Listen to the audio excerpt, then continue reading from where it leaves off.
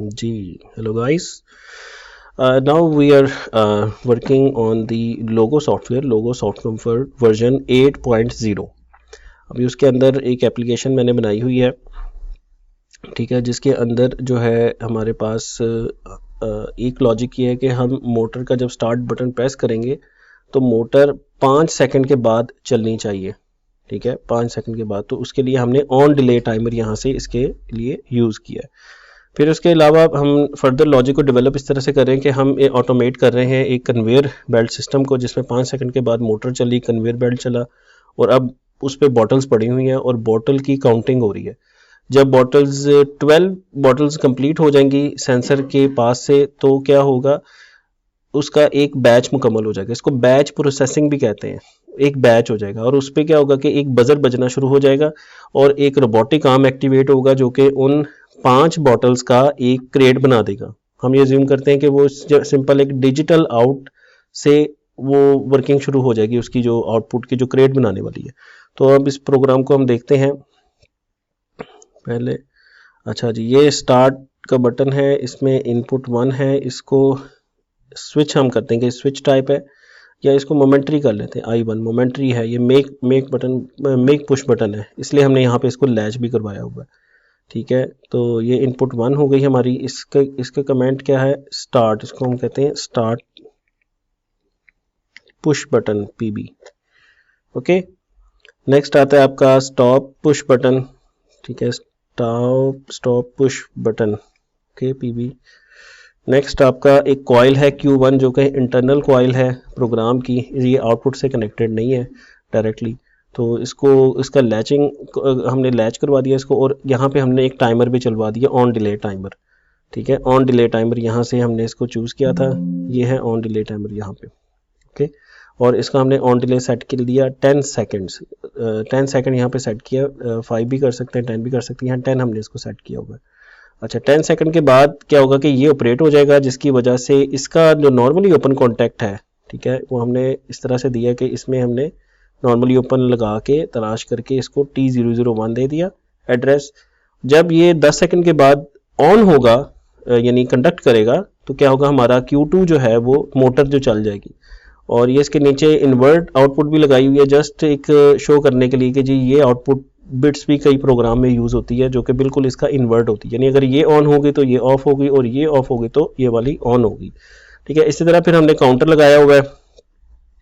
Counter पे हमने input 3 connect की है और इसको मैं कह देता हूँ सेंसर। ये प्रॉक्सिमिटी सेंसर लगा हुआ है। प्रॉक्सिमिटी सेंसर जब बॉटल इसके करीब आएगी, इसकी प्रॉक्सिमिटी में आएगी तो ये चल जाएगा। और काउंटर हमने यहाँ से अप डाउन काउंटर यूज़ किया है और इसकी 3 पिन्स हैं। ये है रीसेट की पिन, इसको रीसेट करने के लिए, और ये सेंटर वाली इसकी कंट्रोल पिन है जिसको सेंसर जिसके साथ कनेक्ट होगा, ठीक है। और ये डायरेक्शन की पिन है। अगर इसको मैं खाली छोड़ दूं तो ये अप काउंटर के तौर पे काम करेगा, एज इस पे 0 अप्लाई होगा, ठीक है। और अगर मैं इसको हाई से कनेक्ट कर दूं जैसे अभी किया हुआ था तो ये डाउन काउंटर के तौर पे काम करेगा।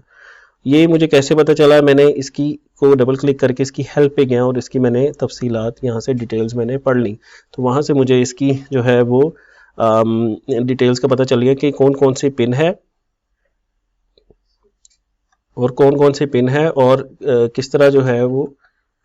तो इसकी जो 3 पिन है, इनपुट CNT और इनपुट डायरेक्शन और पैरामीटर। इनपुट CNT पे सेंसर कनेक्ट होगा, इसके ऊपर एक इनपुट RB है जो रीसेट करेगी, यानी इस पे अगर इनपुट आ गई तो ये रीसेट हो जाएगा काउंटर आपका। रीसेट होके कौन सी वैल्यू पे जाएगा ये इसमें आप डिफाइन कर दोगे कि 0 हो जाए इसकी वैल्यू, 0 अगर डिफाइन कर दोगे इस पर ये रीसेट हो जाएगा।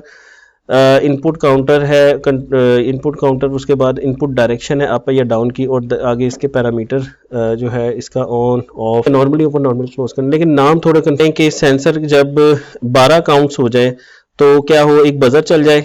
तो यहाँ से मैंने उठाया एक नॉर्मली ओपन कॉन्टैक्ट, ठीक है, और इसको मैंने देनी है काउंटर की C002। यहाँ देखें काउंटर कहाँ आ रहा है, C002, ये देखें ये आ गया C। ये देखें ये अप डाउन काउंटर, ये इसको यूज़ कर लिया मैंने, इसका एड्रेस दे दिया मैंने इसको, ठीक है। और इसके साथ मैंने क्या किया, एक बजर चलवा दिया, ठीक है। ये बजर की आउटपुट हो गई, ठीक है। बजर, ठीक है, इसको हम नाम दे देते हैं बजर, बजर। अच्छा, साथ में हम क्या करते हैं कि हम एक रोबोटिक आउटपुट, जैसे मोटर एक आउटपुट होती है ना, वैसे आप अज्यूम करें कि एक रोबोट है जिसको जब आपने सिग्नल देना उसने खुद वो बोतल उठा बोतलों को अरेंज करके उसको पैक कर देना, ठीक है। तो हम अज्यूम करें कि उसकी जो इनपुट है उस पूरे सिस्टम की वो बस एक डिजिटल आउट है। जब पीएलसी से सिग्नल गया कि 12 हो गए हैं तो रोबोटिक आर्म ने खुद ब खुद एक्टिवेट होकर उसका काम मुकम्मल कर देना। वो आप एक सब सिस्टम बना सकते हैं ना, जिसको जस्ट पीएलसी की एक डिजिटल इन की ज़रूरत हो। पीएलसी की जो डिजिटल आउट है वो उसकी डिजिटल इन होगी ना, तो पीएलसी की एक डिजिटल आउट की उसको ज़रूरत हो। आ रही बात समझ? तो ये इसको Q5 कह दें आप, इसको ये कनेक्ट मैंने कर दिया, और ये इसको मैं कहता हूँ रोबोटिक आर्म।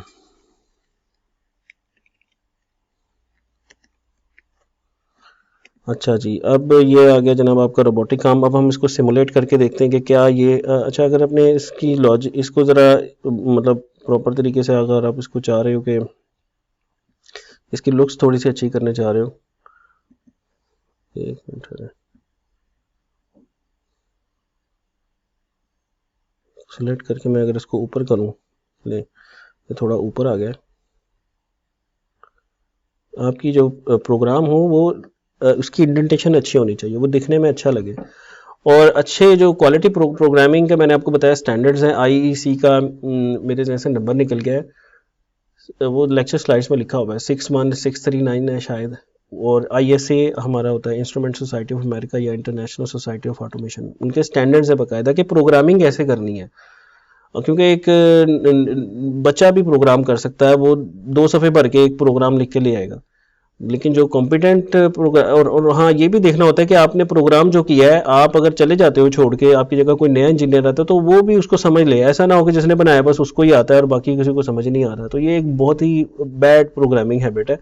प्रोग्राम ऐसा बनाना है, पहली बात तो ये वो ब्रीफ हो, यानी कम से कम रंग उसमें यूज़ हो रहे हों, कम से कम आप उसमें जो है वो उसको बड़ा नहीं होना चाहिए, स्मार्ट सा आपका प्रोग्राम होना चाहिए, और बहुत ज़्यादा कॉम्प्लेक्स भी नहीं होना चाहिए, और ऐसा सेल्फ डिस्क्रिप्टिव भी होना चाहिए, और उसके अंदर जो आप टैग्स डालें थोड़ी थोड़ी डिटेल्स भी डाल दें, कमेंट्स डाल दें, ताकि अगर आपके बाद आने वाला कोई शख्स उसको करता है तो उसके लिए आसानी हो। तो हमारे प्लांट पे भी इस तरह हुआ था कि कुछ प्रोग्राम में गड़बड़ें थी, बड़े वो सही तरीके से नहीं थे, तो फॉल्ट आ रहे थे। तो मैंने जब उसको चलाया तो मैंने फिर देखा कि उसमें काफ़ी कुछ हेर फेर थी, मुझे नज़र आई, जो खाम खां का कॉम्प्लेक्स उसको बनाया गया था। अब किसने काम किया था किसने नहीं किया था वो अब अल्लाह जानता है। तो फिर उसको मैंने प्रॉपर स्टैंडर्डाइज कर दिया उसको, ताकि इस तरह से कि अगर मेरे बाद भी वहाँ पे डेफिनेटली अब कोई और होगा वहाँ पे, तो जो भी उसको यूज़ करे तो जब वो चलाए तो वो देखे, जो प्रोफेशनल होता है ना, जब वो प्रोफेशनल काम देखता है तो उसकी तारीफ करता है, और जब वो अनप्रोफेशनल काम देखता है तो वो उसकी बुराई भी करता है। तो कोई आपके प्रोग्राम को देखे तो वो ये उसको एडमायर करे, नहीं यार ये अच्छा प्रोग्राम बनाया हुआ।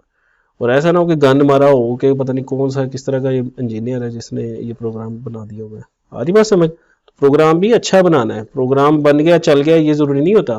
प्रोग्राम अच्छा, अच्छे से अच्छा प्रोग्राम होना चाहिए, कम से कम उसके अंदर जो है वो रंग्स हों, और अच्छे तरीके से वो उसकी जो है वो आपने आईओस डिफाइन किए हों, और कमेंट्स भी उसमें डाले हुए हों। तो अब हम इसको सिमुलेट करके देखते जी।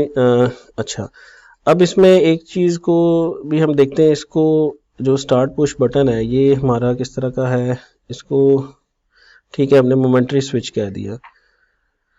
अच्छा, और स्टॉप बटन को भी हम मोमेंट्री स्विच ही ले लेते हैं, यहाँ पे लैच वाला नहीं लेते, हम मोमेंट्री वाला ले लेते हैं, ठीक है, क्योंकि पुश बटन होते हैं ना। अच्छा, उसके बाद आपका सेंसर है, इसको भी हम मोमेंट्री ही लेंगे, क्योंकि ये पल्स देगा आपको जब इसके सामने बॉटल आएगी एक, ठीक है। तो ये कन्वेयर बेल्ट हम एज्यूम करें कि उसका सिस्टम है। अच्छा, अब इसको हम क्या करते हैं, इसको सिमुलेट करके देखते हैं। सॉरी,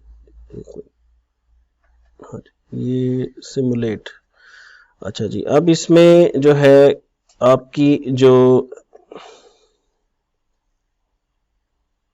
एक मिनट लें जी, ठीक है। अब इसको हम करते हैं प्रेस स्टार्ट पुश बटन को।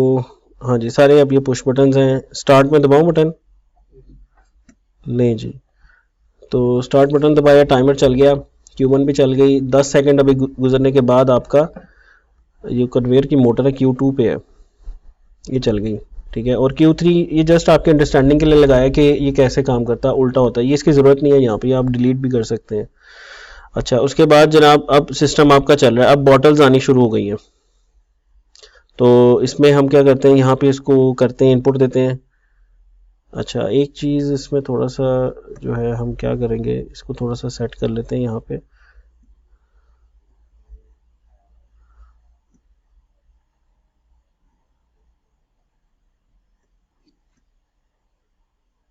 इसको बंद करें यहाँ से, ठीक है, और इसको मैं डिलीट कर देता हूँ क्योंकि इसकी हमें ज़रूरत नहीं है, जस्ट फॉर अंडरस्टैंडिंग पर्पज़ के लिए था आपकी, ठीक है। ये आपका आ गया।